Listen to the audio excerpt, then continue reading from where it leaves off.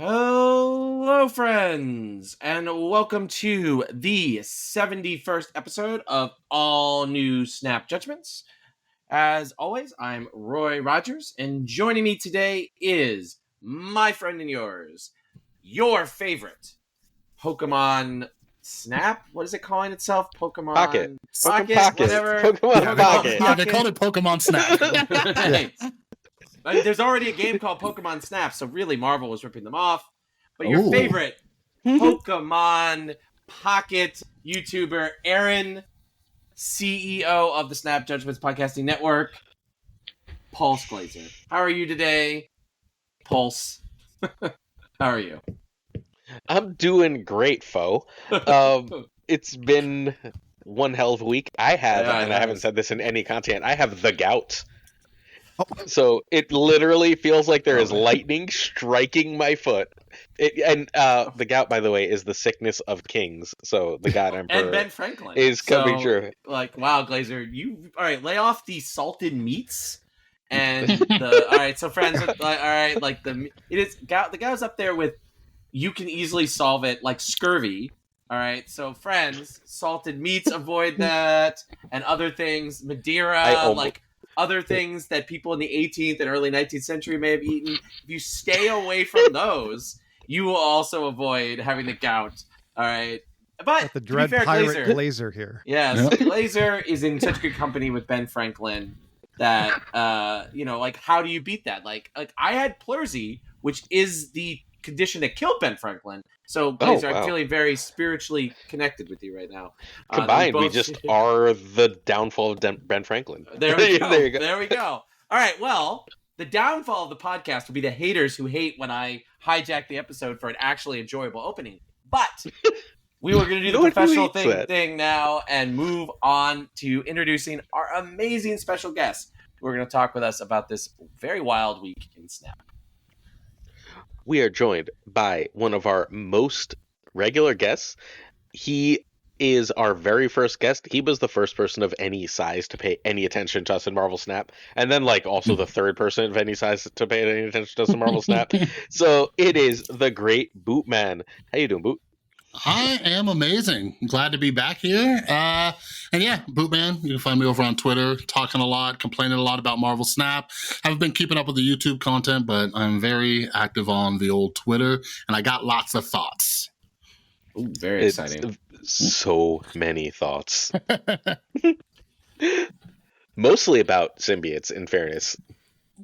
I love me some symbiotes. I don't necessarily love all the cards, which we'll talk about in a little bit, but I love the idea of symbiotes. Fair enough. All right, Glazer, is our second guest also a degenerate and loves symbiotes, or are we getting a nice wholesome Marvel Snapper with our next guest? So I'm not aware of NickdaGreekGeek's feelings on symbiotes, but there is no one in this community more wholesome. This is the amazing and wonderful NickdaGreekGeek. How you doing, Nick?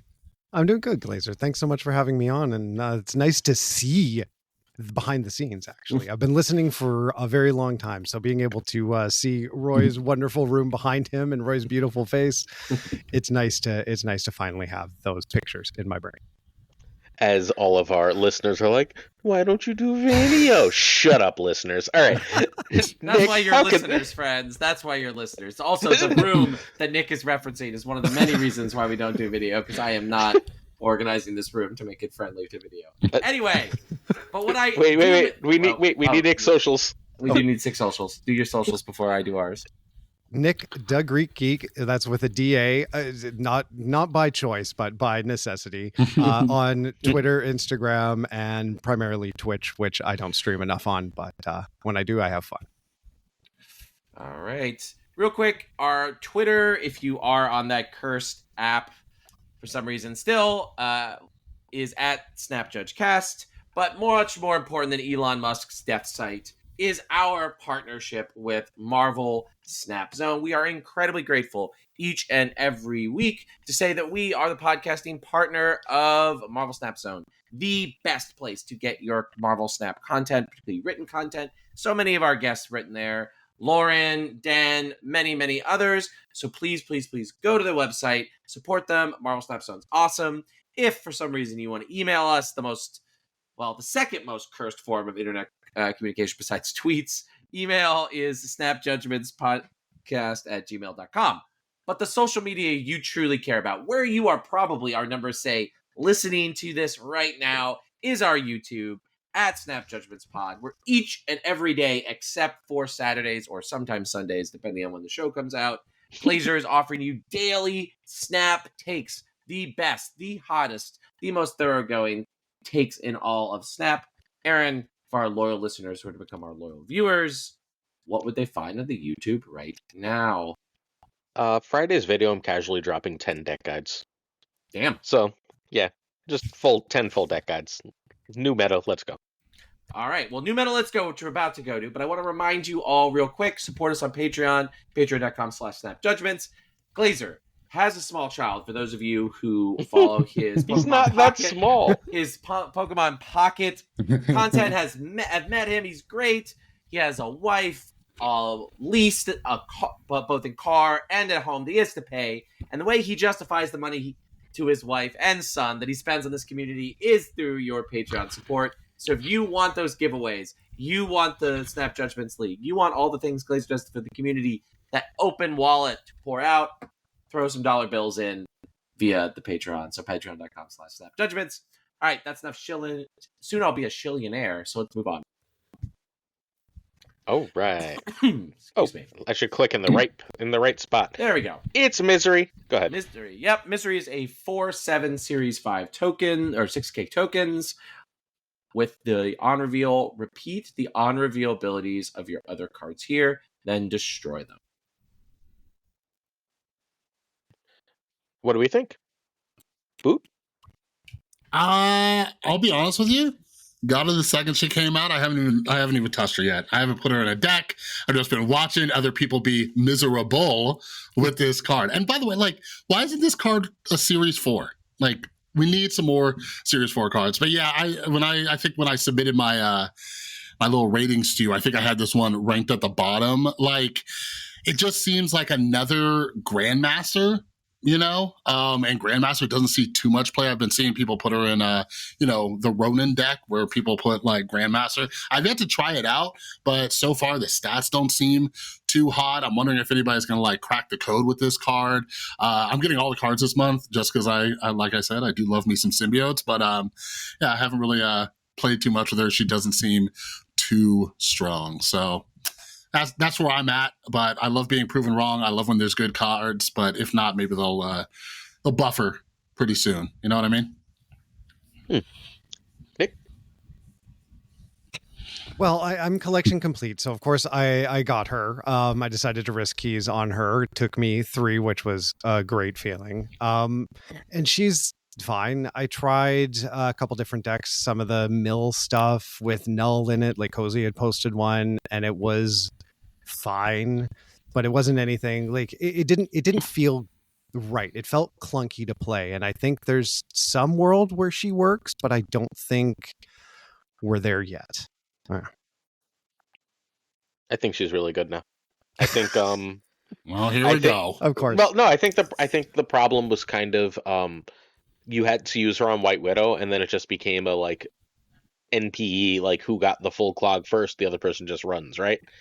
Like when everyone was just doing that, but because they took White Widow out of the Misery package, or they made it less miserable. Not sorry. funny. But screw you then. Screw you, man. All right. Got the gout. All right. But Thanks, Ben. no, I think that Ben Brode, generally speaking, like just using her on Electro is very good. Using her on Hood is very good. Like using her on this is the best Ronin has ever been, because using her on Master Mold is utterly hilarious. Because you don't want, like, when you're re-triggering a Master Mold like an Absorbment or something, it feels like kind of a waste. You're like spending a lot of energy on that. But if you're also getting an extra demon, or you're also getting extra rocks in their deck, or an extra Widow's Kiss, or an extra whatever, right? Then all of a sudden that has a lot of value. And is this card meta breaking and fantastic? No, but I think it's pretty good. Like, and I didn't in the junk meta. I thought I thought you had to, like, you could play junk, right? But I thought the junk mirrors were an absolute nightmare of just like who saw the exact right junk piece worse, and like everyone just cut goblins so you couldn't like misery away goblins, and then it was just you were getting locked out of every game. So with that, not the case anymore. I think misery's in an okay place. I think it's a good card. Question: Has anybody tried like putting her in, like, you know how we were putting like Cersei in like the Annihilus junk? Has anybody messed around with that? Because she seems like a backup to, you know, like Annihilus or Cersei. Might be something. Maybe. I could see it. Not yet. She's mostly been going in Infinite decks. It seems to be like the better decks with her that I've been playing. The ones I've been enjoying are the ones that are doing Electro into her, and then they can also have Electro into War Machine. And like either one of those are totally fine. And then sometimes you run Cersei or Blink as a backup plan there. But like it's the same. It's the same concept. Like she's just so if you go Electro into Misery, you just play to Wiccan, right? Yeah. So why not just play Wiccan instead? Because Wiccan requires like an exact and specific 3 cards of setup, and Misery and Electro require 2. Fair. And there's 4 or 5 other ways to get rid of Electro. And in addition to all of that, when you run a Wiccan deck, what we found with Wiccan decks is you have to run a very high and low curve. You can't run a lot of like middling cost cards, or like you can't run too many high cost cards because you need to make sure you hit all your early drops. Misery doesn't care about that because you only need one other card. In fact, Blink says, yeah, please run some more high cost cards. War Machine says, yeah, please throw that extra Infinite / She-Hulk stuff in there. So like the combinations of all those things, I think, give it its own distinct home. Is it as good as Wiccan? No, as a card, but I think the decks it's in right now are at least as good as Wiccan decks. Why do I get the sinking feeling there's going to be a Misery deck in one of those 10 deck videos that you're going to be putting out? There's like 4 or 5. There's like 4 or 5 Misery decks in there because it's also the weekend mission decks, right? But like, yeah, some of them are really, really, really good. Here, I'll grab one. Like, give me 1 sec. I literally have the slideshow open another tab. Oh my God, let's not do it. Darkhawk Ronin. All right, hold on, Glazer. As you're looking that up, here's the real test. Somebody out there has 4 keys, no tokens. Are you going to tell them to go for Misery? Do they have War Machine and Namora? Yes. Then no. Right now, no. Very specific, but not because Misery is not good enough to get, but because at that point there's a better card coming out in 2 weeks that you should save your keys for, and you're not going to have enough keys. I don't think there's any world that Misery is better than Scorn. No, not Scorn. Bouncy one. Toxin. Misery is better than Toxin. So the Woody Namora list, and it's running a Koye, but it shouldn't be, is Zabu, Scarlet Witch, Killmonger, Phastos, Copycat, Scarlet Spider, Gwenpool, Misery, Symbiote Spider-Man, Namora, and Scar. Oh yeah, I saw him just post that today. Yeah, he just posted that. So like, what are you doing with Misery here? Well, if you can Misery Zabu or Phastos, you're just going to town, right? You're also perfectly fine to Misery a Gwenpool, especially if you can get Gwenpool out on turn 3. Like, all of these things are just fine to do, right? Also, the Misery play gives you an extra ability to use your Namora more effectively. Ooh, this is an interesting list. I do love me some Woody lists. I'll probably give this one a try.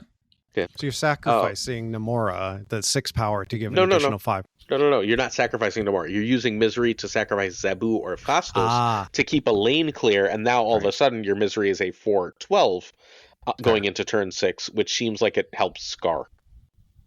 Yeah, it does. And then you, if that does help Scar, if you've hit Zabu in particular, if you drew any other 4s, you have that extra ability as well. Right? Like, because your 4s will now cost 2. Very assuming they're in your deck. Assuming one of the 4 forces in your deck, and you draw it over the next several turns, yes. Over the next 2 turns. So is that going to happen every game? No. But between Phastos and Zabu, I think that's worth a spot of a 4/7. And the stat line is not bad. Like, a 7 power card is nice to have. It's respectable. So it ends up being more like a 4/4 or 4/5 most games, but you're using it for its ability. I don't have that one saved immediately available. But what Husky is doing with it is he's running Hood, Ravonna, Shadow King, Kate Bishop. and then he's running Electro, and then he's just running a bunch of big stuff. It goes Jubilee, Misery, White Tiger, Blink, Cersei, Odin, Magneto. So who And would you just, like- replace Okoye for in Woody's list then? Oh, it should be Psylocke. I'm like 99% sure it should be Psylocke. Should be There's not a- Psylocke. So Psylocke is yet another Misery target, right? And if you Psylocke on 2, you can Misery on 3, or you can Gwenpool on 3, Scarlet Spider on 3, Symbiote Spider-Man on 3. I might try that out. So he wants Okoye for obvious Scarlet Spider reasons. Everything gets bigger. It's a decent hit with Misery. I'm pretty sure Psylocke is just better. Yeah, decks like that. I am adding it now. So, I mean, I've got like 5 more, and I'm putting like one of the best ones at the very end of the video because I've decided to do that from now on. But yeah, Misery, it's not great. It's just not great. But like, it's good. There's stuff there that is real decks. Like, real at worst tier 2 decks. I'm fine with that. That's a fine place for a card to land. All right, so Glazer is you're a buy? Are you a buy, sell, or I'm a buy. You're a buy. I'm a soft buy. I'm a buy if you're not like, this isn't the only thing you can buy this month. Because again, you should be buying Toxin, right? Like, I don't think that there's a world where Toxin's not completely incredible. And like, I don't think you should buy Misery and not get Toxin. But if you're going to get 2 cards this month, I think, well, not counting Agent Venom, I think Misery should probably be the second right now. Okay. It's better than Scream, and I'm pretty sure it's going to be better than Agent Venom. Anti-Venom, excuse me. Bootman? Buy or sell? No. I tweeted about it earlier. For now, I would pass and maybe wait for it to circle back around. But I could change my tune. Make sure you follow me on Twitter. Maybe I'll change my mind. So you should follow me. But yeah, like I said, I have not personally played with her yet. It's just like I just keep thinking about how hyped Grandmaster was and that kind of flop. So I could be wrong. We'll see. Nick? Yeah, I'm in the same. I'm willing to try it out, but I don't think she's one of those cards that you should run out and grab unless you are trying to stay collection complete or have a ton of resources to throw. Or Namora and War Machine are the best spotlight There you go. cards Fair. this month. Right? Like, everything else is Series 4 crap heavy. Yeah, Namora was one of the only cards I'm missing, so I finally got her. So now I can There you use this go. little Woody deck. All right. All right. So for that our shouldn't be there. guests, This should be here. oh, this should be here. Okay. So let's talk about the balance update. So let's start with everyone's favorite kitten, Zabu. Finally, the redesign has been revealed. He is now a 1 cost, 2 strength. On reveal, give each 4 cost card in your deck -1 cost. Nick, what do you think about our man's Zabu? Has he been saved, or is he still garbage tier? This is one that I wanted to give a chance to play. I didn't have time to do that today, but anything that could potentially bring Zabu back is great for me. It was one of my favorite cards from the second it released, and I have a great split on it. And I got the split literally just before they nerfed the hell out of it. So to be able to potentially play it and in different decks is interesting. I miss the synergy with Darkhawk. I don't miss the synergy with Spider-Man and Absorbing Man, but I don't know. I would like to see it back as something that could be usable again. And at a 1 cost, maybe. Boot? Similar to Nick, I got a nice gold split on my Zabu right before they killed that little kitty. I'm curious. I don't know if this is enough. I haven't had a chance to play today yet after the OTA.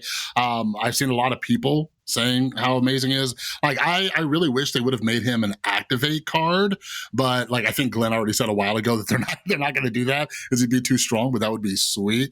We'll see. And next week, one of the spotlights is a Sean Galloway variant. I love his stuff. I had a feeling. When I saw Zabu coming up in the spotlights, I'm like, they're going to do something. So, we'll see. I haven't had a chance to play with him yet, but I'm somewhat excited to see him back. The only thing I'm not excited about is like the main problem with Zabu is when people are able to Shang Enchantress and do all sorts of silly tech card stuff. But I love tech cards. So I'm not one of the people who complains about that. I just respect the person for doing it. So we'll see if the tech cards come back in full force. Glazer? I still wish they just gave us back our 2/2 ongoing Zabu. The card was freaking fine. They took it away to shake up the meta. This will be fine too. It's just more high variance than I tend to enjoy. Like, it's still a good card. It's not as good as the 2/2. It's definitely not as good as the 3/2, but it's a lot better than 2/3. It's going to be a card that you start to see in decks just because they're running 2/4s, right? Like, there's just not much of a downside to just chucking this in a deck. It's a good card. I wish I was excited for it. I wish it was exciting. Yeah, I don't feel a thrill with the change. I mean, it's like, maybe it's okay, but I think we got all of our thrills with the first goes around with Zabu. Like, I mean, Zabu is one of my favorite cards. He produced a lot of enjoyable Marvel Snap memories for me. But yeah, this is fine. So Glazer's not going to do 4-cost bounce. That's like bouncing this guy a couple times, with Falcon, that's what misery is for. There we go. Getting it through there. All right. The more infamous. I think most people seem pretty happy to see Zabu back on the menu. But Hellcow, everybody's favorite bovine, has gotten a serious rework. All right. So she, I guess, She is a 4/7 with an activate still, but it's just discard a card. So it's activate Swordmaster. Bootman, what do you think about Hellcow? I've probably said this a million times, but I just don't know what they were thinking when they came out with activate, discard 2 cards, right? Like, they previously were like, hey, Hella, a lot of people have an issue with Hella, get a little too much. And then they're just like, screw it, let's do this Hellcow thing.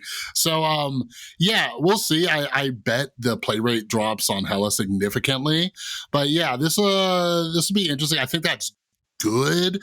Something that I keep thinking about. I keep thinking about over and over and over and over and over again.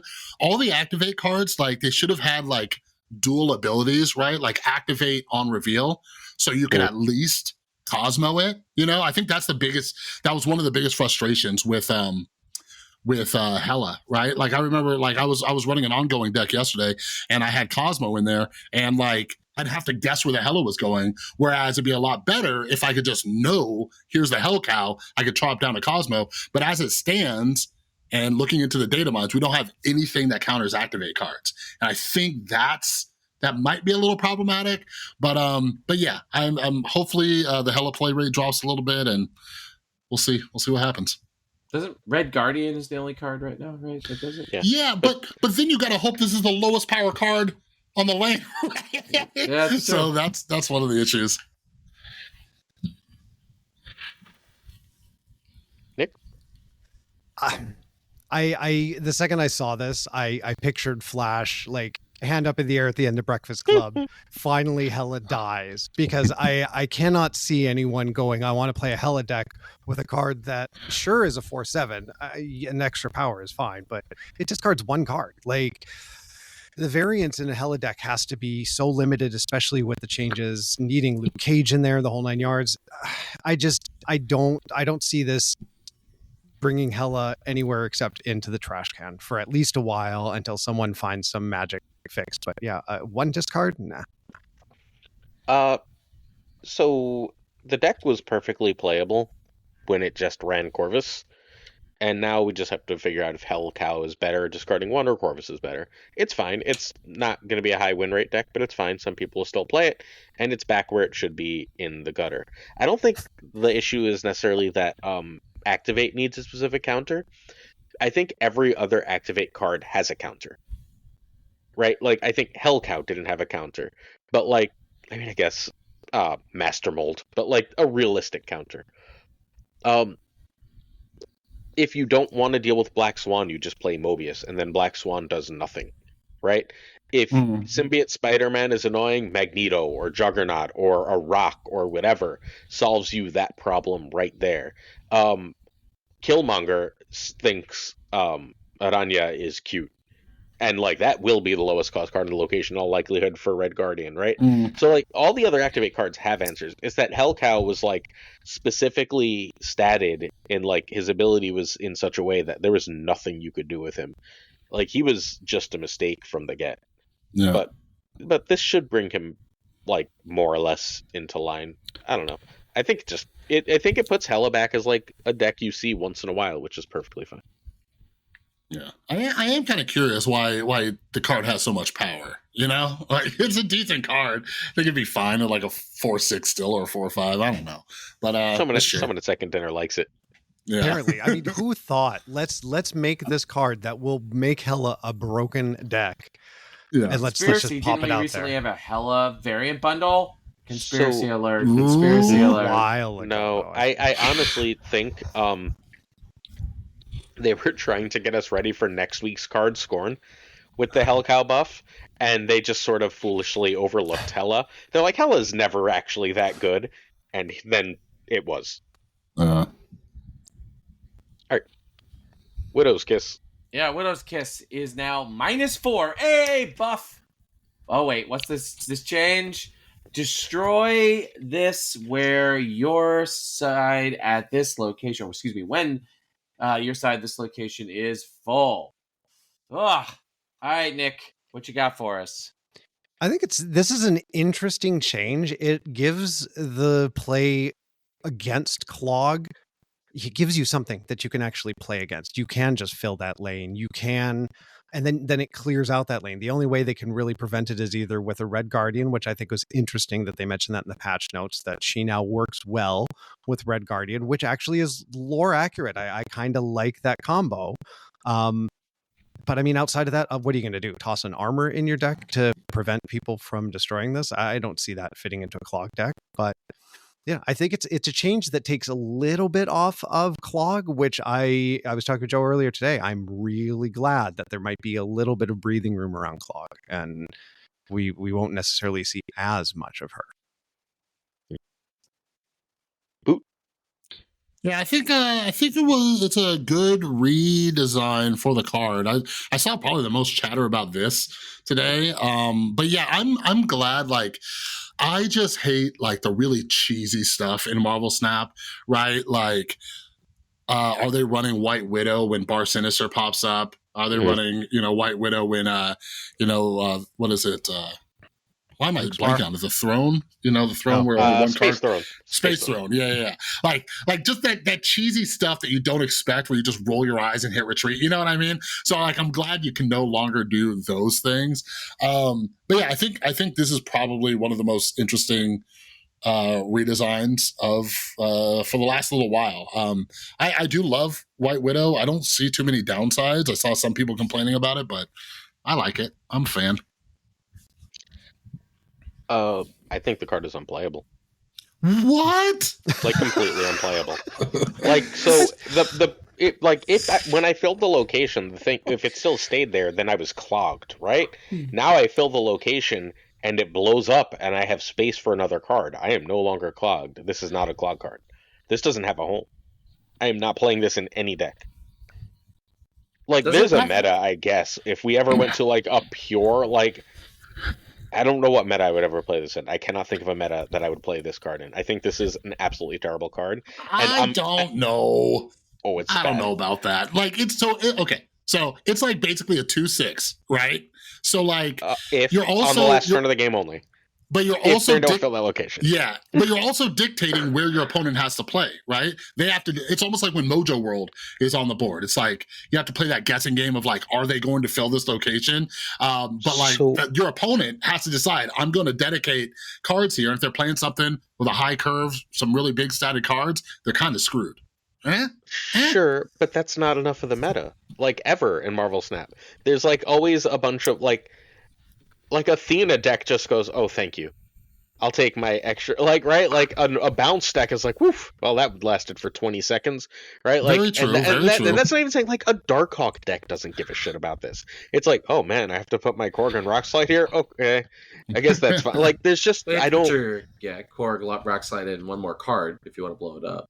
Sure. Just let me have some hope that my girl's still playable. I finally got a fucking variant for her. And yeah, I can't remember. That's what actually bothers me about it. It's like, if you were going to do this, I really wish they had done this immediately before her spotlight, not immediately after. Because that feels shitty.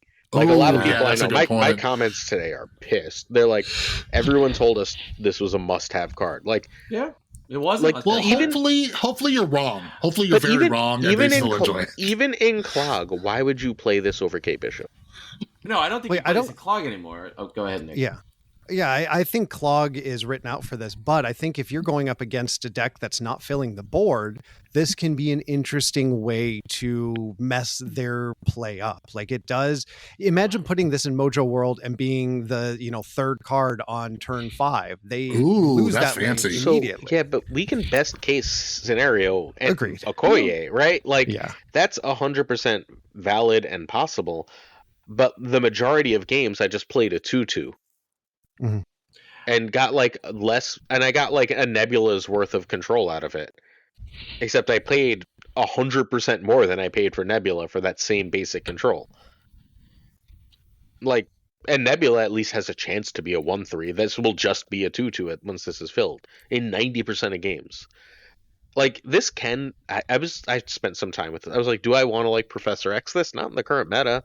Like it's just, what am I doing this on turn 4? Like, and then praying that they're not playing enough stuff and that like they don't immediately see this and go, Phil, where I want a Professor X. Like, But maybe Professor X another lane because they know they can just get rid of it and clear that space. So you deke around that. But like for original Professor X, that would be really cool, right? For current Professor X, that's much less of a thing.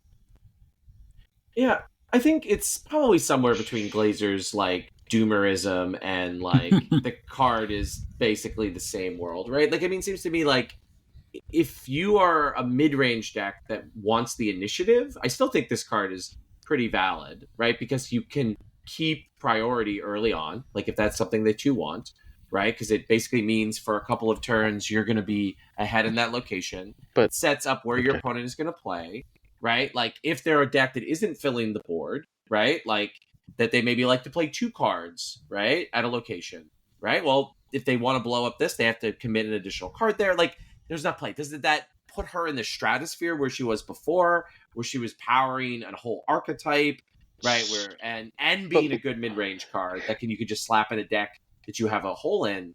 No, she's not that good, but I think she's a step back. I don't think she's just gonna only be in your virtual binder. I think so. So the problem with everything, I don't disagree with anything that it could have all these uses. The problem is opportunity cost. You know how often I see Jeff nowadays? Like next to never. Only Right? with low CL players. Yeah, that's how I see it. Right, like that's how, like you can tell they're low CL because they're still playing Jeff, and Jeff was once the cream of the crop of Marvel Snap cards. What happens when you're playing a generic, and this would have to be fundamentally a generically good card because it's not going in junk, because junk, this actively stops your junk plan. So like, if you're playing this as a generically good card, you're not playing a generically better card. Like, and that might be where you're stuck in your level of collection in Marvel Snap, but your deck almost certainly wants something more than this. What would you want to change? Well, like, what would you have wanted it to change to? Because obviously it had to change. But what would I don't you have know if wanted it had to change. I probably would have changed some other of the cards. I would have changed some other junk cards. Debris could have only hit one location, right?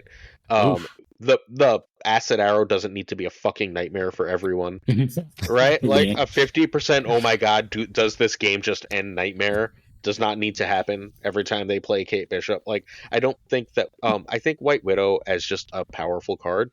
Like, if you were going to change it, if you want to kill it, sometimes I'm fine with them killing a card. Just don't do it the week after or 2 weeks after it was in a spotlight.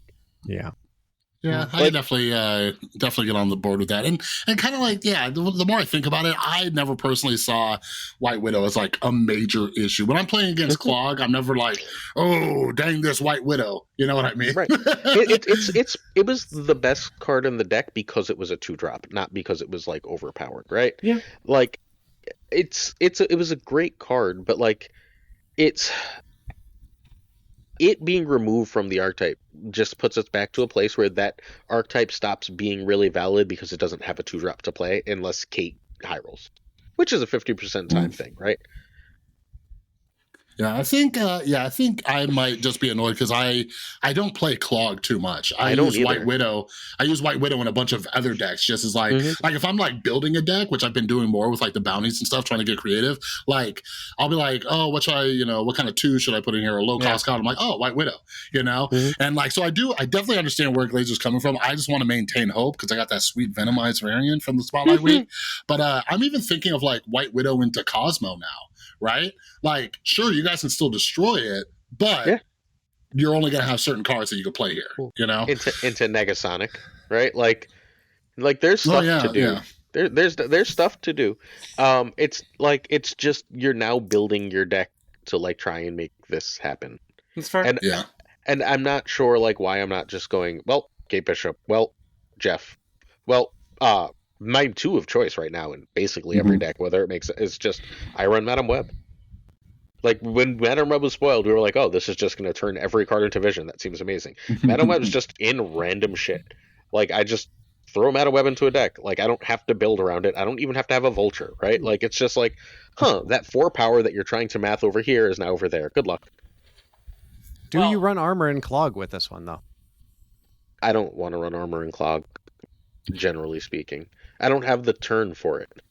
If I'm trying to clog them, I need to clog them. I can't just drop an armor. Like what turn is that happening? 3. Along with your hood, and then you follow up with your Viper that just got nerfed. Boom. Hey, there we go. Viper. Just having got it nerfed. There we go. So Viper, same text, but is a 3/4. Nick, thoughts, feelings about Viper? Well, you know what happens when you reduce a point of power on a card. People, it's the Toy Story meme dropping the card into the trash can for something else. It's going to be astonishing to see the people dropping this out of their decks. I don't think the change is huge. I don't know if it was necessary, but I'm very. This is one of those ambivalent changes that I'm just like, okay, sure. Bootman? Yeah, no, I definitely agree with Nick. If anything, this will be a psychological nerf. Like Viper, like one of the best days of my life. Obviously, my son being born, and then the other one was when they buffed Viper up, right? And like made it so she flipped over the lowest power card. Like that's awesome. That's still an amazing ability. No more randomness trying to flip your hood over. I think it's great. 3/4 is fine.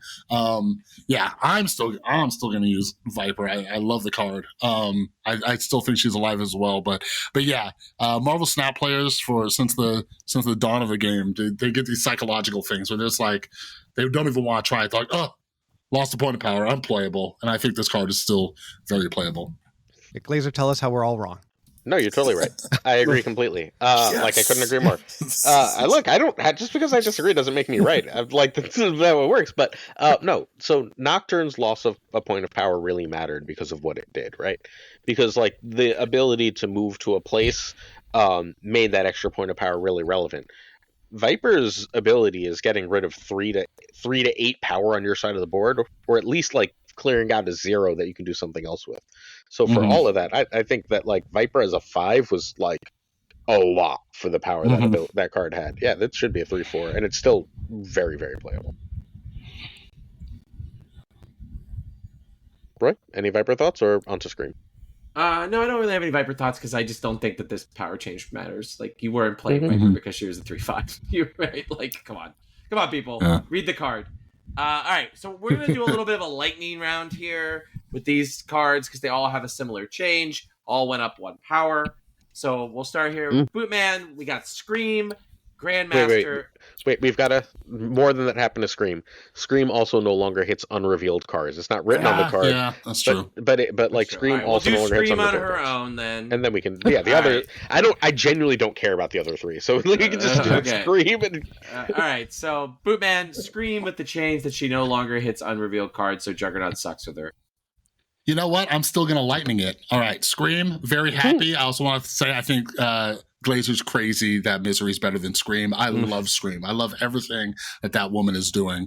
But yeah, no, like, that's great. It does suck that she's no longer hitting unrevealed cards. When I saw that she did that the week she came out, I was like, oh, snap. It was great. So I'm really bummed out that, that they changed it.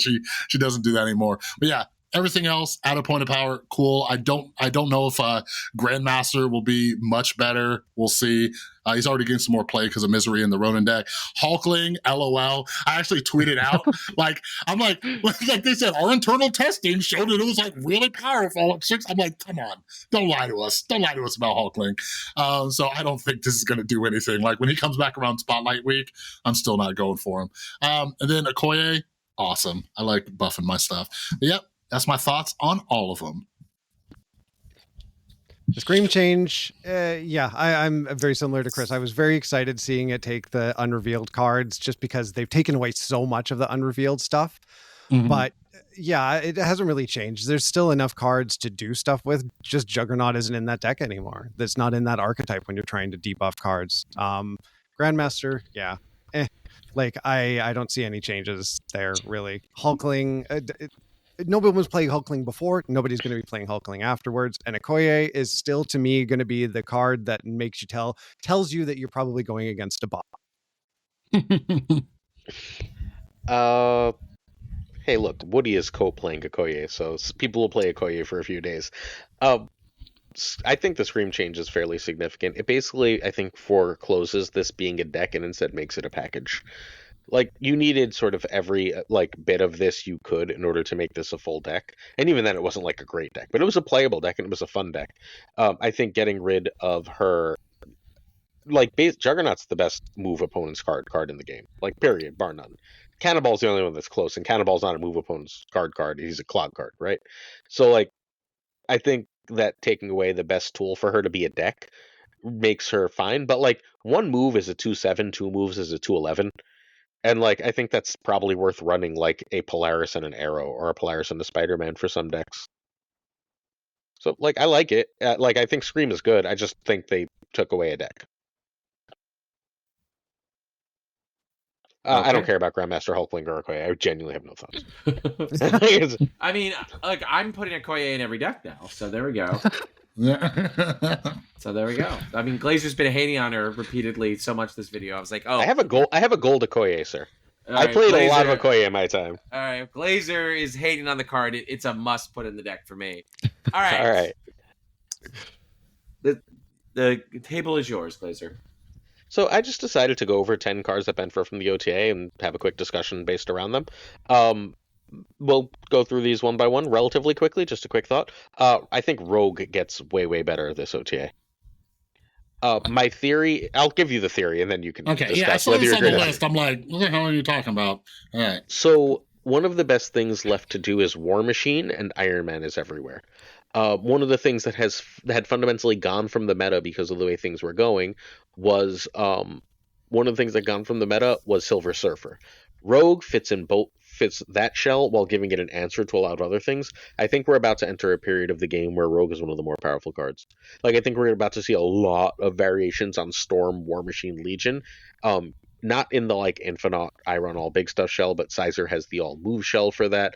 Who was it? I should know who this is, but someone else.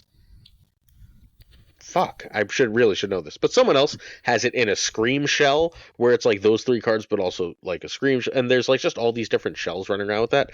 If you can steal that War Machine, you've turned a snap around. If you can take an Iron Man from all the million Iron Man decks going around, you've turned that around. And I don't think Surfer is playable in those matchups without that answer.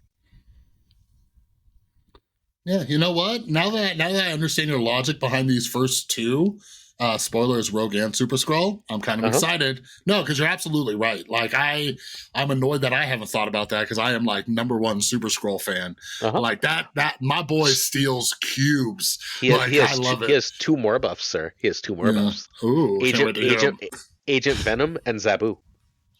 Agent Venom. Wait, Agent Venom and Zabu. Wait, talk to me. You play Agent Venom and your Super Skrull, it's a 4/4. And then Zabu says, no, he's a 3/4. Okay. I'm picking up what you're putting down. But yeah, no, I'm excited. Like, there is a ton of Iron Man out there, a lot of War Machine. I actually had somebody rogue me yesterday. I was just doing a mission or a bounty with an ongoing deck, and somebody rogued my my Luke Cage when there was like negative zone on the board. I was so angry. But yeah, I never played much Rogue, but I do love me some Super Scroll. But I can see Rogue being very beneficial, and like Rogue against like War Machine, that's just hilarious. Like that screws up their whole plan. So I like it. Yeah, I want the War Machine is the one deck that I haven't played any of, really. I think I did a couple times yesterday. I know. I don't know what it is. It never really appealed to me, mostly because I think I'm really bad at that judgment portion of it, of figuring out when to storm, what lane to storm, and what to do. I got my ass handed to me the other day trying to storm and Legion against, stupidly, a Gilgamesh buff deck, which is like, there's no winning there for me. But I really see, I think Super Scroll works really well as just a way to combat that. Rogue, I want to run Rogue more. I have a great variant for her, but I don't know. It's finding out when to play her and how to best use her, honestly. So it has to be a low-cost deck. My working theory for Rogue is it's going to be Surfer, and I expect a lot of like the Thena decks that are sort of running like low to the ground and want to play 2 cards. Like your turn 5 of like, I played an Angela and Rogue is just like perfectly fucking fine. Right? Like I took your War Machine or Iron Man and also got an extra power for it. Also, good again with Agent Venom. Sure. Ready to go on to Symbiote? Yeah, you're gonna have to sell me on this one. Sure. Symbiote didn't work because of junk. At least 80% because of junk and move. They just nerfed the opponent move stuff, and they just nerfed junk. And those are the things that were making Symbiote bad. Like, is it going to be the best card? But it's going to be good. It's going to be good. The only problem it has now is Cosmo. Cosmo's still great. But it was like, how many times would I be like, I'm setting up for a Symbiote, White Widow in that lane, and I'm just like, oh, well, never mind then. Or how many times am I just like, all right, like last week, I'm like, I'm going to go back to Symbiote. Maybe people aren't playing as much of that junk stuff. And then it's like, all right, Polaris. I'm like, motherfucker. Like, I just, but those 2 are gone, so Symbiote's better. Like, I am not a religious man, but I will pray that you are right. Like, I want Symbiote Spider-Man to be so good, and I got like that classic comic book cover variant. I put one of my black borders on him, and he just disappoints me time after time. I think that card has to drop down to a 3 cost. That's what I think. Maybe with Zabu, it would be so broken. Yeah, I was maybe with the Zabu change. Broken. Yeah, well, and that's the issue, right? I was like, I don't think they'll do it, but maybe with Zabu, with the Zabu change, it'll be better. It just feels beyond clunky to me that at that 4 cost, right? Like, everything I want to do with Symbiote Spider-Man is sitting around like the 4 or 5 cost, Like I remember, one of the first decks I was trying with it was like Symbiote Spider-Man and like Gwenpool, and like that's just so weird and clunky, So yeah, we'll see. I'm hoping you're right. I want to get some mileage out of my variant, Ditto. You haven't lived until you Symbiote Spider-Man multiple man.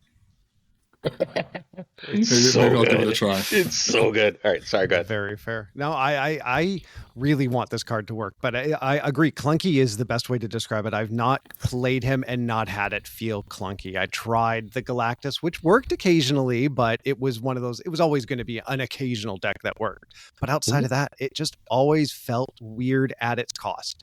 A 4 cost made it so difficult to get out when you wanted it to come out. And then again, you were getting counteracted countlessly, either by move or by clog or something screwing you over. I think we're there. All right, Namora is fairly obvious. No clog, Namora is good. Namora is just a really good card. Also, Namora goes great with Symbiote Spider-Man. Yeah, like I said, I finally got Nomura. I didn't get her originally, like not because I ever thought she was a bad card. It just she wasn't an exciting card to me. Like the way you set her up and like, oh, just one card here, one card there. You know what I mean? That's just not super exciting gameplay. But I have like she was at the top of the meta for like a little while. I think like 2 seasons in a row she was in some of the top decks. So yeah, I'm excited to play around with her, and I'm glad I got her right when Clog will hopefully calm down a little bit. I think the big problem I have with Nomura is kind of like the old Shuri list. It's like you're playing a specific number of cards, and it's, you know, you don't have, I don't like games where all I'm playing is a handful of cards, even if those cards get really big. So I do like, I found a deck that was, it had Venom in it had Martyr in it. And, you know, your goal was to try and, you know, stick your cards in the lanes, but doing something with it. And that I was like, okay, now I can sort of see, I get to have fun beforehand, drop it down to one card, and then Nomura the crap out of it and win. Yeah, that kind of explained my issue. It's just that very linear, just here's what the plan is, just do that, you know? I know it's strong. Like when Shuri was at the top, I never played Shuri, you know? So yeah, I'll definitely mess around with her, so. The solution, because I don't do play one card shit, bounces my like whole favorite thing.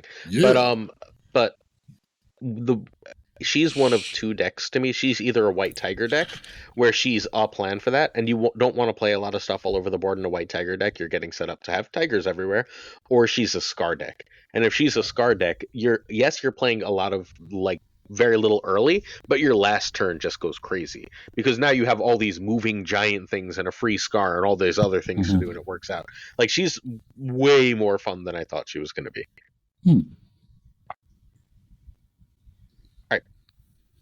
Kate should be easy. I think Kate is better because she just takes every deck that White Widow's in and goes in it.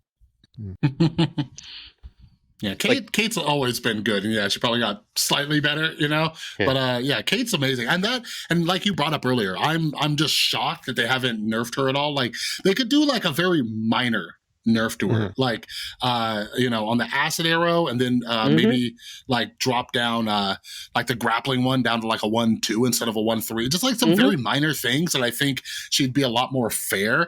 And like I hate suggesting to nerf a card that I love playing, but like I don't think she needs all of that.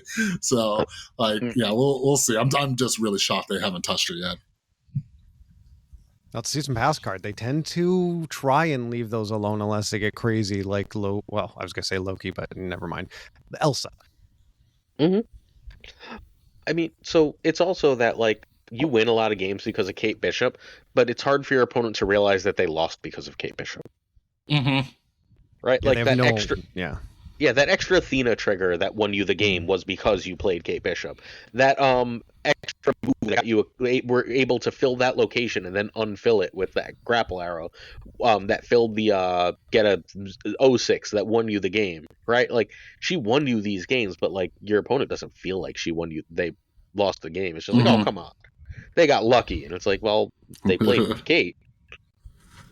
And you saw Perry's play where he he was very proud of that one where he grapple arrowed and got the Titania back on the last turn. It was beautiful. That was great. So my favorite grapple arrow play is always the I just did it earlier today again. The location that gives the top card of your deck the card's power.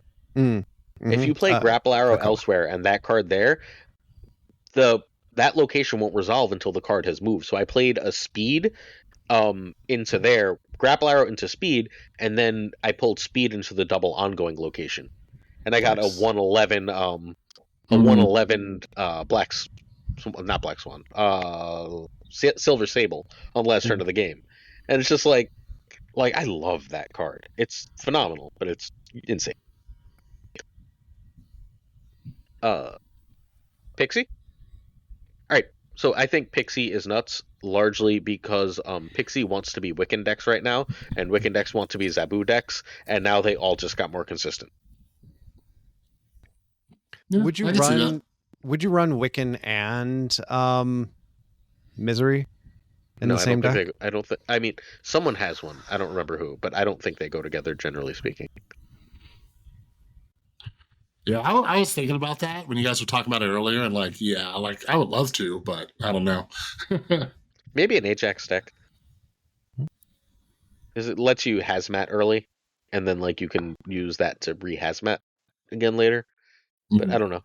I think it's like I don't know if that's not a pixie deck anymore now though, right? No. But like I do think that like just the ability to say I've got a 1-drop on curve, then I can go pixie, and then I can choose between Mobius and Wiccan on turn 3 seems stupid. And like worst case, you just don't get that combo, but like it just gives you more combos that break the game. Where would you rate Pixie now? Because I know there are either people love Pixie or they think Pixie is the worst card in the game and refuse to see any other light. So Flash. So yeah, so I think Pixie is very good. I think Pixie is extremely boring. I don't enjoy playing Pixie at all. So I basically never do unless like I have a deck to test that someone sends me. But I think Pixie is like a low tier 1 deck. Like I don't think like if a tournament was won by Pixie tomorrow, would anyone blink? I'll tell you this. I love Pixie, but Pixie does not love me. Just any worst case like shuffles of costs that can happen, that's what I get. You know, I'll have my 6-cost Mobius and all sorts of weird stuff happening. I'll pull all my high cost card stuff in my opening hand. And I'm sure there's some confirmation and bias in there, but I love Pixie. No, I still love that's her. just how Pixie is. Like whenever my opponent plays Pixie, suddenly we've got infinite. 1-cost Magnetos and all this kind of stuff. But whenever I Pixie, I'm like, oh, my Magneto was in my opening hand. Yeah. Like what's great life. Great lifestyle. Yeah, that's how it was when Lockjaw was like really good. I just have all my stuff that I've won a Lockjaw just in my hand. Oh yeah. You know, I'll be honest, no player in Marvel Snap is better at drawing their deck in the wrong order than me. So if my deck should have a competition sometime. Yes. My deck requires certain cards to stay in it before the opening hand. No, they will be in that opening hand at least 1 out of every 3 times. All right, so Nihilist time, Glazer, annihilate us with your opinion. All right, so Junk, like Clog is gone, so Junk is back. That's my entire logic here. I think if people don't have Clog, the full Clog, you don't get to play, then Junk is going to be really good. Also, Annihilus is really, really, really good with Madam Web. You stick Madam Web in the right lane, and then when you Sentry, it's just really hard to beat. They can give Sentry his fucking power back now. Thank you. But like they proved their point. It's fine. 2 power is a lot. We know. But like Annihilus is really, really good, and I don't think it was ever not really good. But I think if Clog isn't eating up the same players, then Annihilus is going to be great. Yeah, I haven't seen Annihilus in a long time. Like I was surprised the other day and I saw Annihilus and I was like, oh shit. Oh right, I forgot that card exists. People still play it. I'll say this. In my 2 years of playing Marvel Snap, I've never heard anybody separate Clog and Junk, but it makes sense. It makes sense, Glazer. Thank you. Thank you. I'll take it. I'm wait for it. I'm look, I might be Chicken Little of the Annihilus predictors. I'm convinced Annihilus is always going to be good because that card is so fucking strong when it is good. But like it's just there was no reason to play it when you can just be like, I can try and worry about spacing what they do, or I can cannonball. Yeah, no, I do love like Sentry with Madam Web, like that foolery, like that's very fun. And it's also nice that last turn play, the combo of Annihilus and Demon was always real nice. Yep. Arishem, I think, is going to be really good because people need a dumb deck. I don't want to hear that. No. But people need a dumb deck. The dumb deck Arishem players all went to play Hela, and now Hela's gone, and there's not a ton of Darkhawk. So what are they going to do? Like that is the best thing. If I want to play Super Skrull, right, and I want to play random cards, and I need a deck for it, what deck am I going to do then? No, Arishem. Yeah, no, that's awful and hilarious. That the Hella players are just going to go back to Arishem. They are. I could definitely see them being the exact same person. Yeah. Well, but I mean, it's also not totally an insult, even though I definitely framed it as an insult. A lot of Hella players, because Hella only needs like 1 or 2 high series cards, right? So, like, if you only have 1 or 2 high series cards and you have Hela, you're like, well, smash together, I have a competitive deck. Arishem works much the same way. If you only have a few high series cards, you just go Arishem. Now I have all the high series cards. Yeah. Just so everybody knows, I was saying it as an insult. Oh, okay. All right. But no, like my favorite thing about Arishem is whenever there's like a crappy weekend mission, like when Symbiote Spider-Man was in there, like I just toss it in an Arishem deck. Or I've even been doing it with my bounties lately. Like if I'm messing around with decks and nothing's working with like you have to play this card or 2 cards, I just toss them into Arishem. Yeah. I know a lot of people, like I hear a lot of people complain about Arishem. I don't mind, right? It is annoying not really knowing like what they can do, what their output range is, but I'm just like, whatever. Like I know the risk I'm taking. You know, I live in Vegas. I know when I'm gambling, and sometimes that's just what I do. Then I will say I did get to infinite using Arishem because I just got sick of trying to figure out the meta. I was having an off day and I'm like, you know what? Screw it. Arishem. And it was a very easy ride because that extra energy is so valuable. Like it doesn't matter that you've got crap cards in your deck. Maybe you've got a couple good ones and you can play them a lot earlier.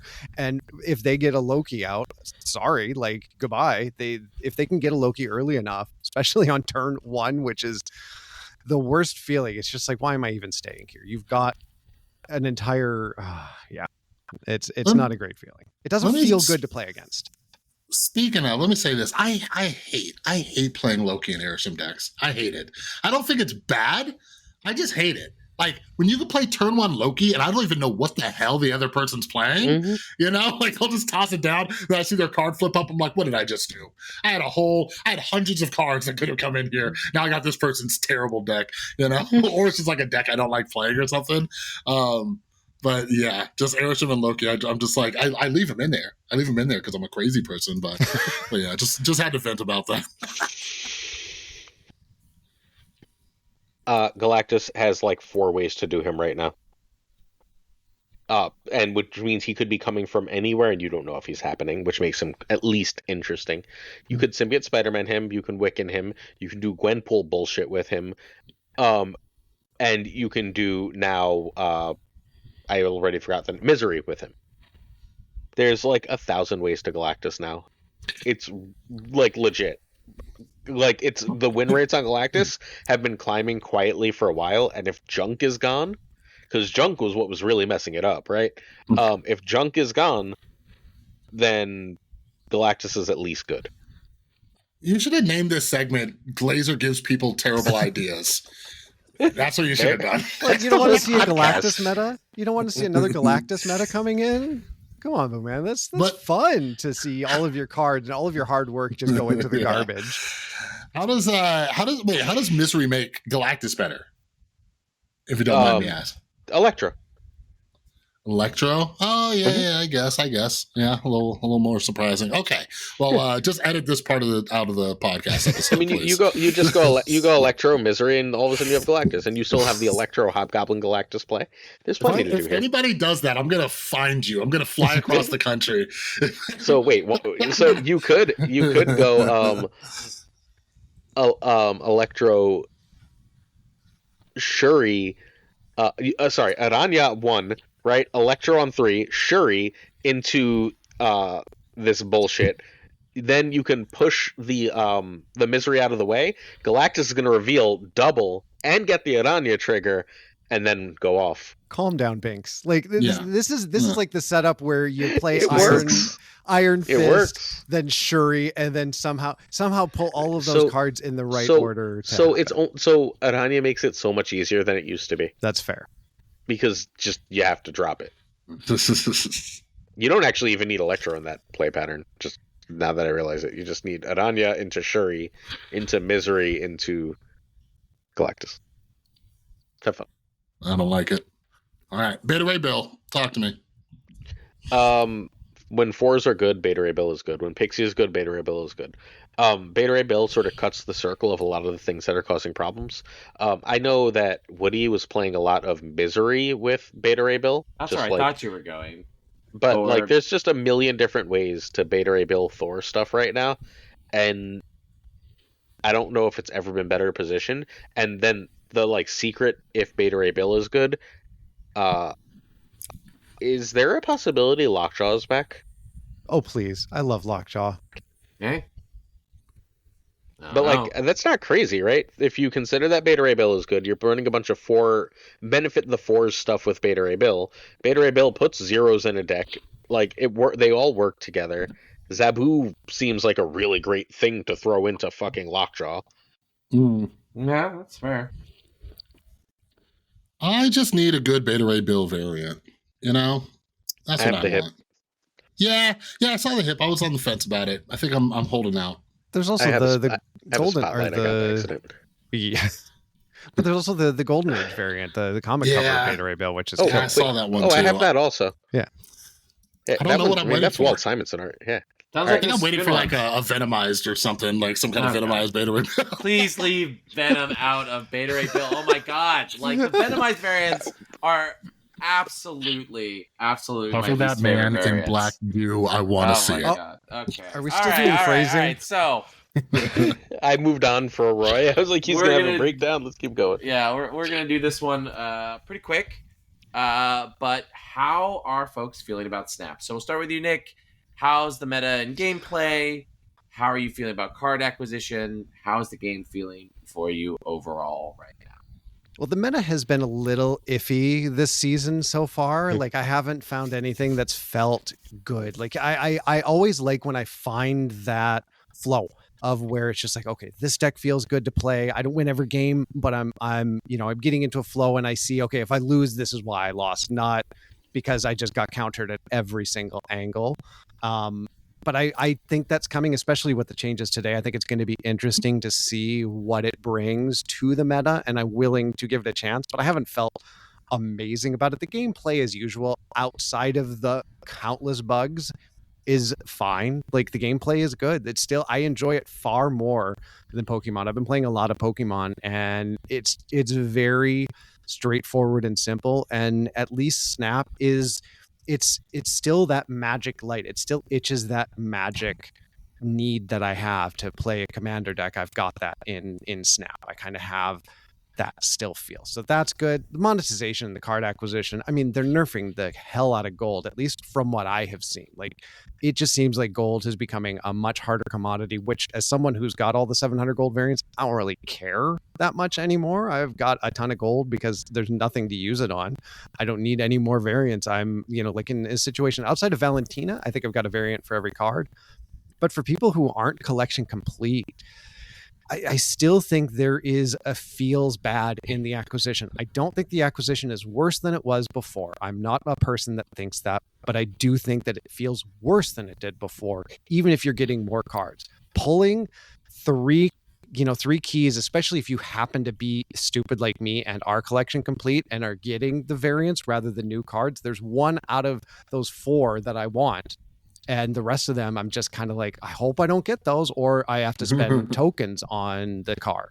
But that feels bad of that, that fourth cache of getting 1,000 tokens. Just, it sucks. It sucks. But the game overall, like, I still love the game. I obviously I do. This game has been what has connected me to a community that has mattered to me more than anything outside of my family and my life. So for that aspect, 10 out of 10. Boop. Meta and gameplay hasn't been terrible. I'm excited to see where it goes now, like if there's a decrease in Hella and Clog and stuff like that. So yeah, I'm curious. Last season was actually pretty interesting with the move stuff. And like I said, I've been a massive Scream enjoyer. Scream and Agent Venom just have been two of my favorite cards in a while. I don't think they're the best cards, but like I really look for decks I'd like to play that can at least win sometimes, right? I'm excited to play Scream now that she's been buffed a little bit, because like when a Scream deck starts popping off, she can get big. As far as the monetization and card acquisition, like I feel like such an ass complaining about it, right? Because like Nick was saying, the system is far better than it used to be. It is. The numbers have been shown. It's just flat out better. And like this system benefits people with a lower collection level than anybody, right? And I'm a progressive dude, all right? I'm all about that. Help out the people who have less. But I was collection complete for a long time. I stopped putting as much money into the game and everything like that. Just because I'm not making as much Snap content, and that's kind of the money I was using to put in there. But anyways, but now that I'm like almost collection complete, I cannot express how frustrating it is. It like words cannot describe it, right? Like, I have so many times, I've complained about this on Twitter endlessly, so many weeks where I just have terrible luck, 3-4 key pulls, 1,000 token sucks. Like I said, Nomura is the first card that was actually a spotlight for a card I didn't have. But I'm mind blown. Yo, I don't have Hercules. Did you all hear that? I do not have Series 4 Hercules, and I have pulled countless 1,000 token pulls from those spotlight weeks. And just for me, I think what's frustrating, like when I think about it, I have dumped a lot of money into Snap. It's got to be in the thousands, right?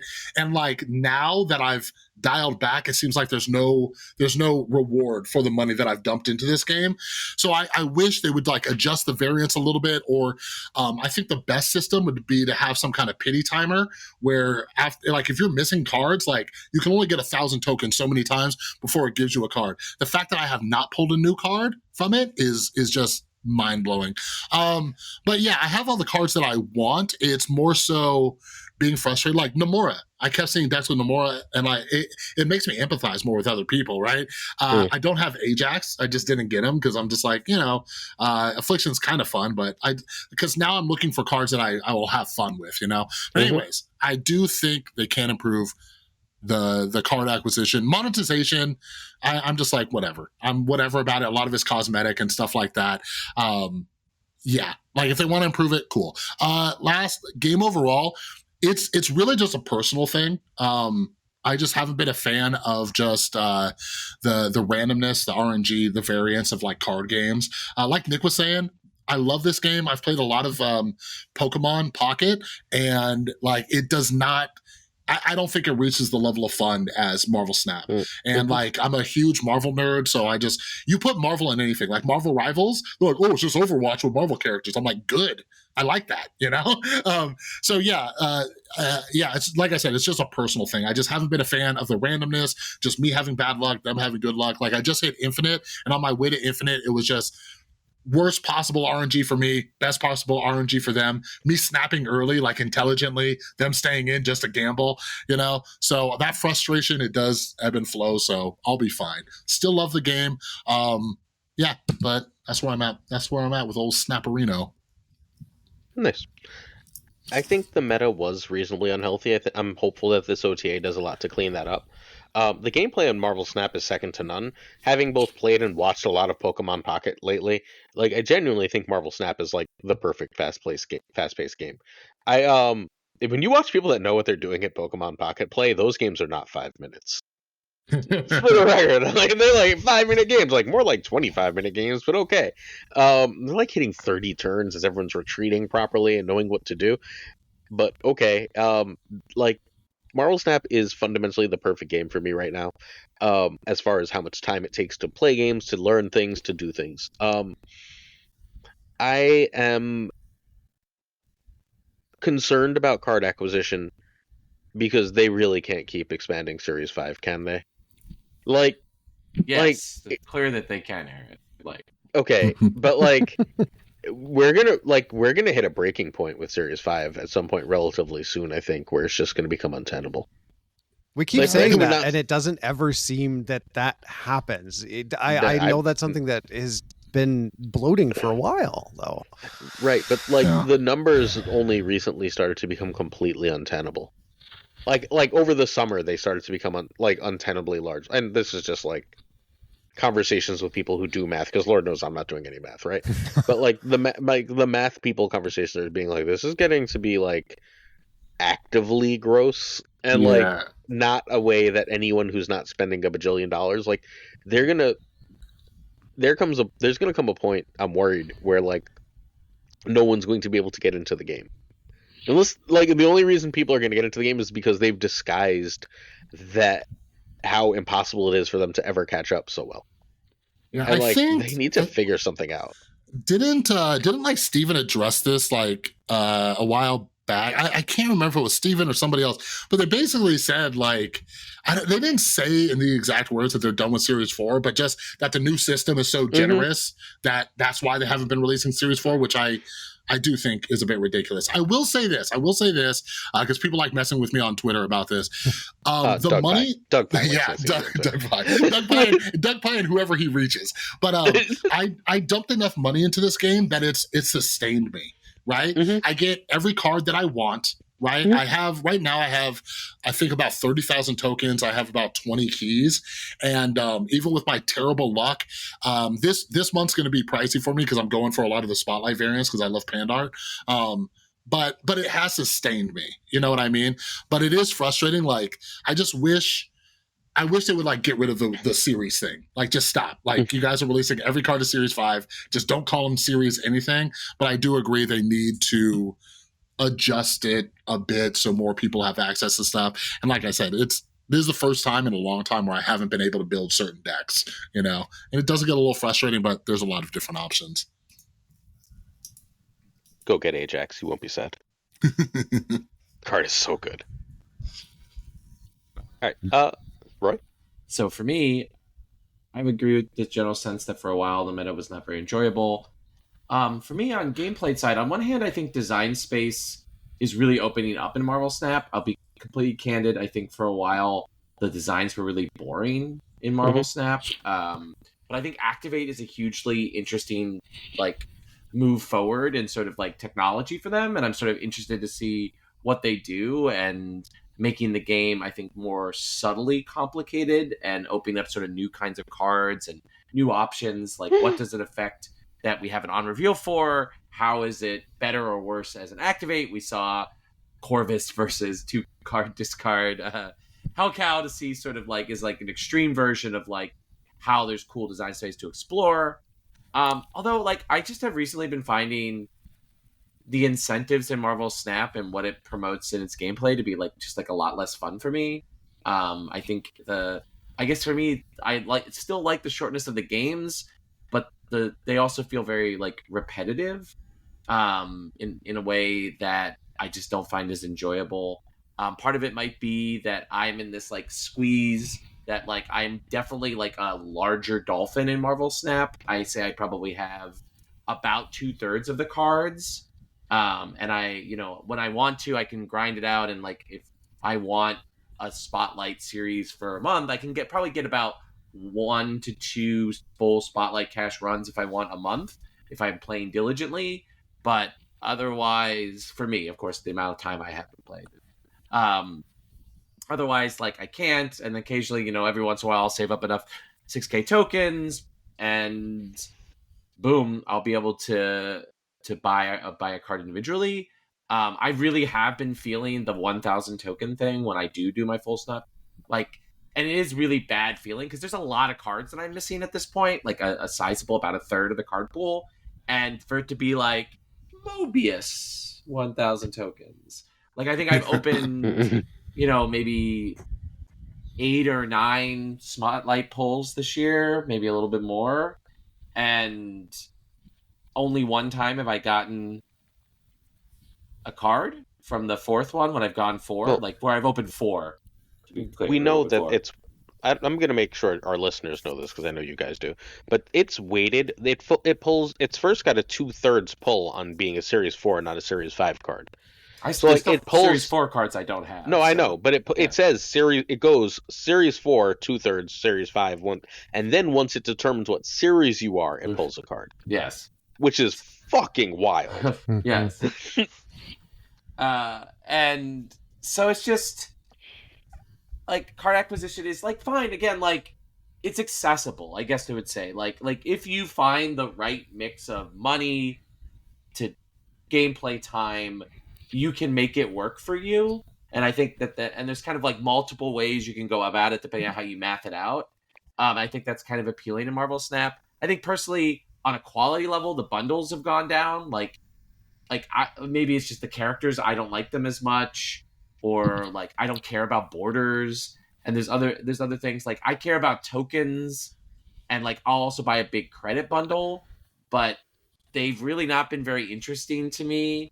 Again, but a month full of Venom, Carnage, and Venomized variants is also gonna not be something I enjoy. So for me, card acquisition is kind of meh. Like, I would say where I'm feeling about Marvel Snap, it's like a 6 out of 10. Like, I have a huge amount of affection for this game. It's why I do a podcast every week with Aaron about it. But I think for me, the game is sort of, I see the seams of it a lot more, that, you know, and it can sometimes just be a frustrating, both extremely random, but also oddly consistent experience. Like, it's consistently very random. Like, when decks are doing their thing, they are doing their thing, and the random stuff is happening. And I just wish there was sort of like more space sometimes. Like, I sometimes definitely feel like I wish I was playing Hearthstone with its 30 cards and just sort of see more effects throughout the game, or Magic with its 60 cards. But I also know that like card game redundancy grows with its deck size. So, you know, just because it's a 60 card deck game doesn't mean that you're going to see completely different effects. Like red aggro and Magic finds, you know, the right, you know, 30 spells that are all basically the same to kill you pretty quickly. You know, and so just like a, you know, Claude deck does here in Marvel Snap. So definitely not my happiest time with Snap, but definitely not the worst time. But the fall is always for me also a sort of bad Snap season. I'm really busy at work, and yeah. So I was actually really down on Snap for a little bit, and what put me back high on Snap was Pokemon. Like, testing something else out. It feels like a card opening simulator, and the gameplay feels fun, but it feels like it's like, I mean, I don't know how to say this, but like, I'm just going to be blunt. It feels like it's light years behind Snap. It's so much slower and so much less interactive, and has so much less going on. Yeah, and like, it's I'll tweet about when I open up like a shiny thing in Pokemon Pocket, but man, it's given me so much more respect for just like Snap and the artwork and the effects, especially because they keep adding more effects to different cards and going back. Like, when you do something, like, I remember when I first started playing Pocket and I like dropped down like a big old like Blastoise. I'm like, oh shit, what's this effect gonna look like? And it's like a little puddle. I'm like, what the, you know?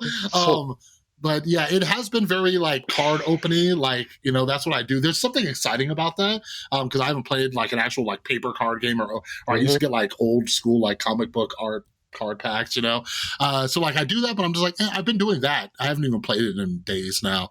But yeah, it has made me like Snap a lot more, especially because of the card acquisition. Like, you know, I watch people like Hoagland or whoever who dump $500-600 into it, their collection complete, and I can't fucking build a deck. Same problem. I have a million deck guides I want to do, but I can't play the decks. Yeah. So like when the game officially launches and I can play the decks, maybe my opinion will change. But right now, like, I'm talking to Safety. I'm talking to I'm in like 3 different creator tournaments coming up with like big names, like with fucking, I can't say yet, but like with big fucking names in this community, and I'm like, I'm going to be playing a beginner deck because I haven't figured out how to spend money in this at all. A rental deck, right? Like, just like I don't, and like oops, I don't like, and even like.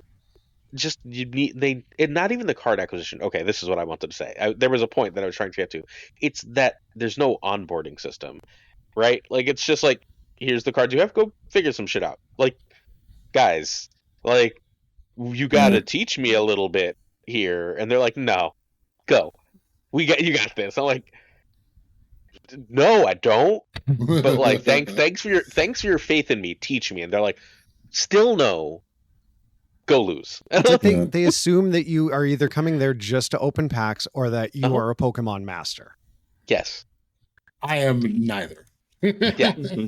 I'd like to play the game. I'd like to get good at the game. I'd like the game to like look pretty and be fast. But I'd also like them to like be like, hey, like, I'd like them to have a Series 1. And like the little tutorial battles that they give you are not Series 1. They're just not.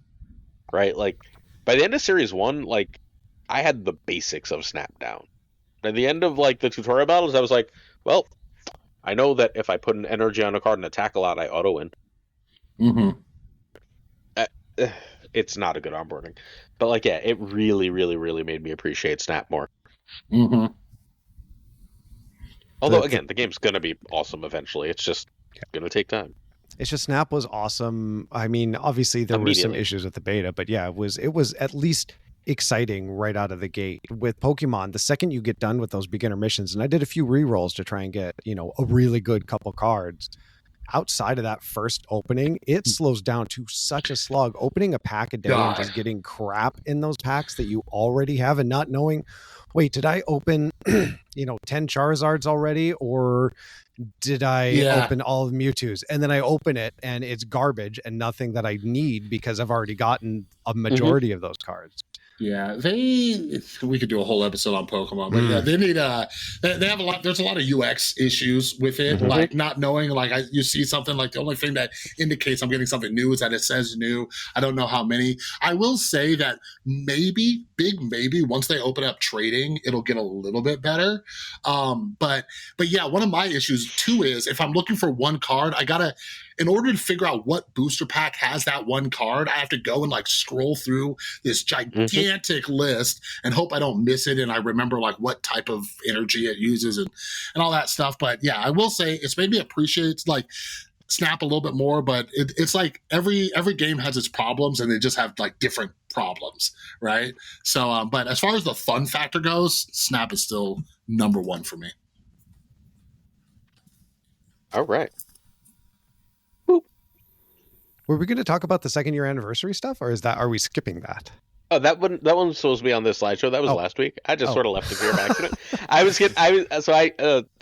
Behind the curtain, every week I make a copy of the last week's slideshow and delete all the last week's slides and add like the daily slideshow is one slideshow where I just delete and re-add decks every day. Like I don't make a different slide. I don't slideshow from scratch every day, right?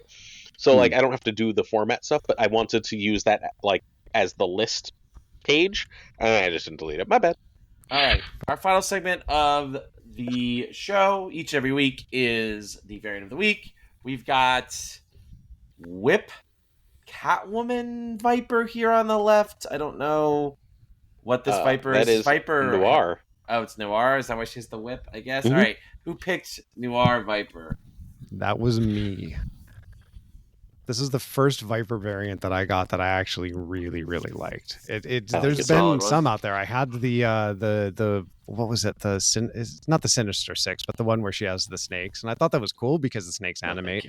But then I just realized I don't like the art that much. And this is the one Viper variant where the art just seems to really pop. She looks badass, and so it's just a good variant for a card.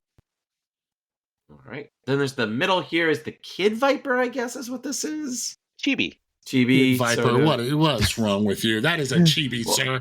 All right, but the like toy soldiers is kind of like throwing me off here. That's why I'm confused. Yeah, I guess that makes sense. Yeah, both of us in this one because we have the best taste in this whole room.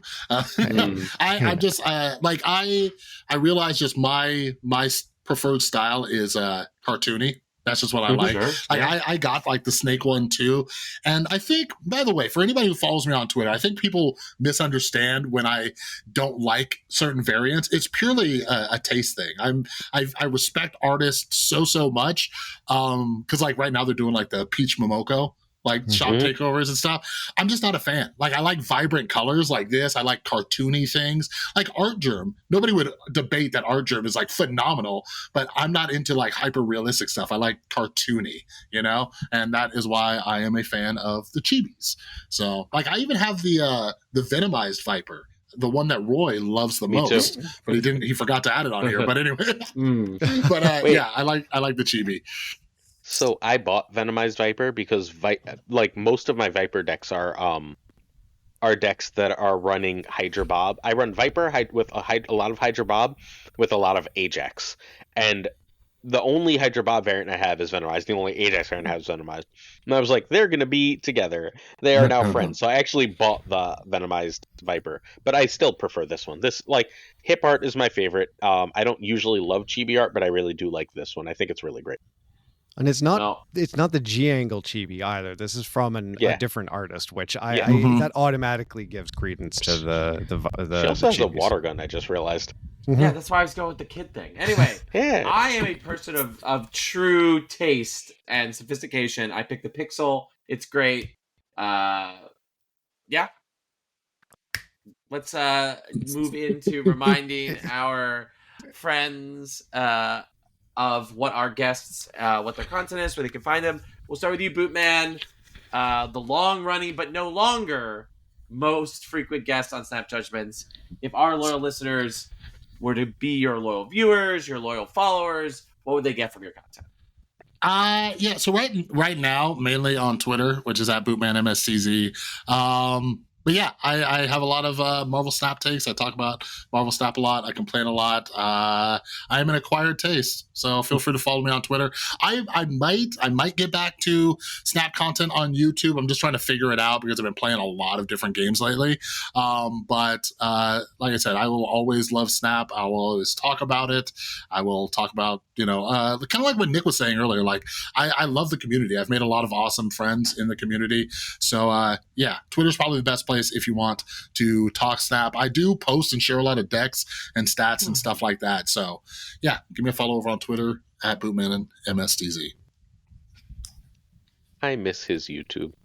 But he's still a great Twitter follow, if only for the constant fight with Tug Pie.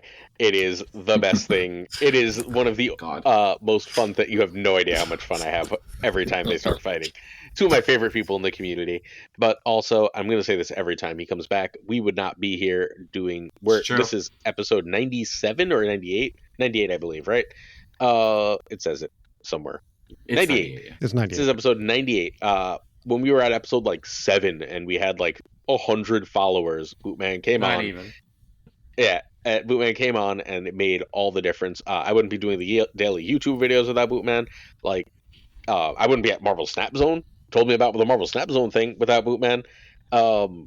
Like, so much of this channel's growth and journey has been thanks to him that I can never say thank you enough or appreciate him enough for everything he's done for us. It's been amazing, and I like genuinely miss the videos. And like at least once a week, I throw in an "if you love Marvel Snap as much as we do." Like at least once a week, I throw it into a video at the like call to action part. So yeah, thank you for everything, and I really miss the videos. Follow him on Twitter. All right. I gotta press a button over on that tab. Sorry. Nick, the Greek geek. Geek Greek. Yeah, it's again. I need to rebrand. It's just too much of a mouthful. It's the alliteration gets me. So if our loyal listeners would become your loyal viewers, what would they find?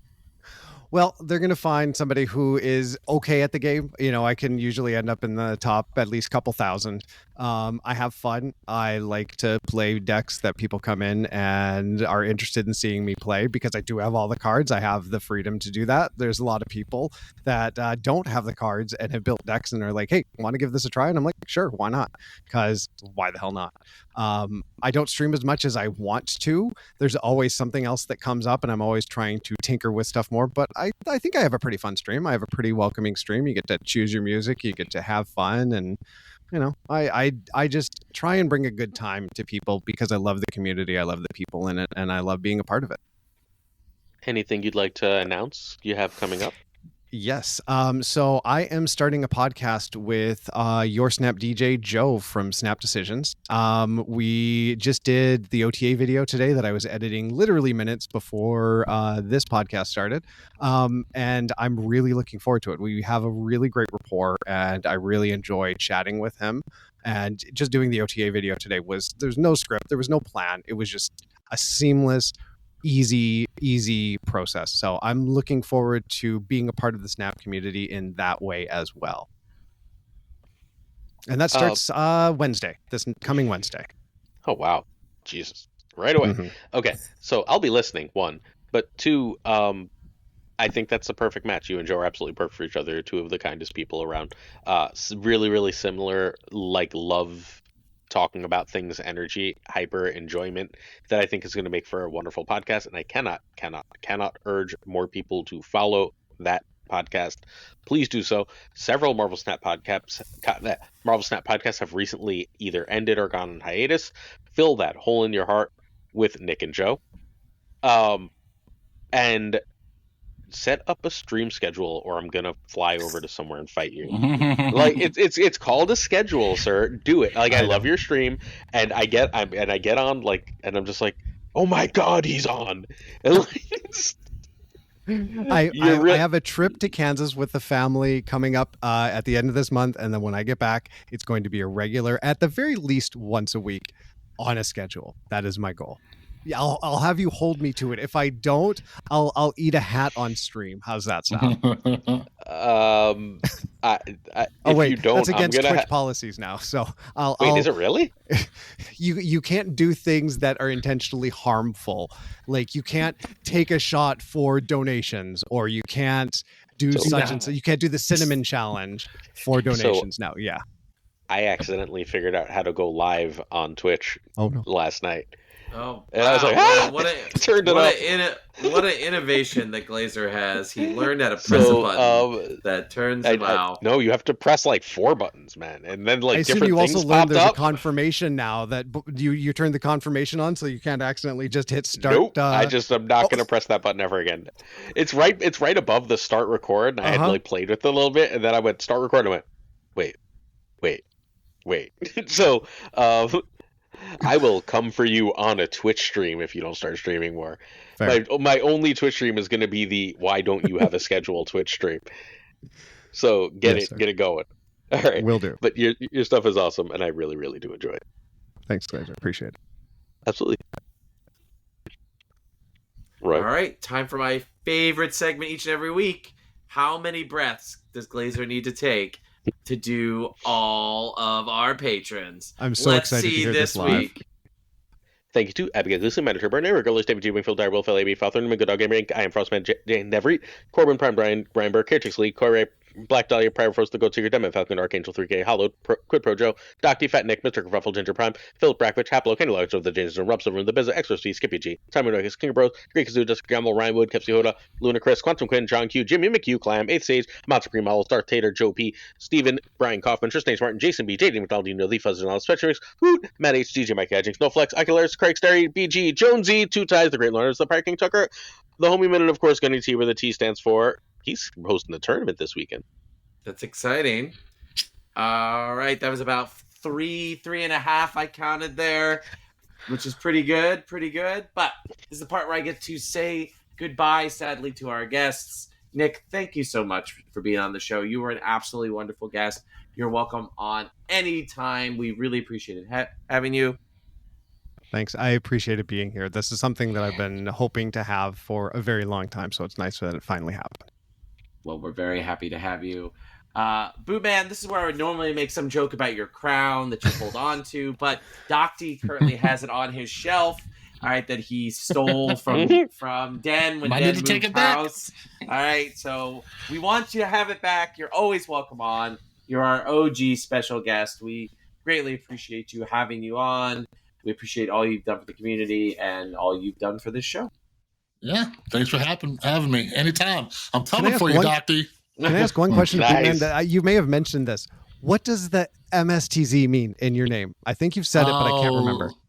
It's a super old Counter-Strike clan that we had here in Las Vegas. Me and my buddies, we still play, we still rock it. And now my son, he rocks the MC Stag too. It's just nice. It's a beautiful thing. All right. Next time Nick's on, he's coming on with Joe. Next time Bootman's on, he's coming on with Doug Pie. Go ahead. Oh, yes. All right, there we go. Spicy episodes. Just like my heart is spicy every week that I get to do this with you, Aaron. I love and appreciate you, my friend, my gouty friend. Yes. I thank you for letting us mock your pain. All right, but and eat some fruits and vegetables. It is, yes. Please eat some fruits and vegetables, and less salted meats. But again, very seriously, I enjoy doing this episode and the show each and every week with you. Thank you so much. Peace and love, everybody. All right, friends. Until next week, make good choices, stay safe, and keep on Snap.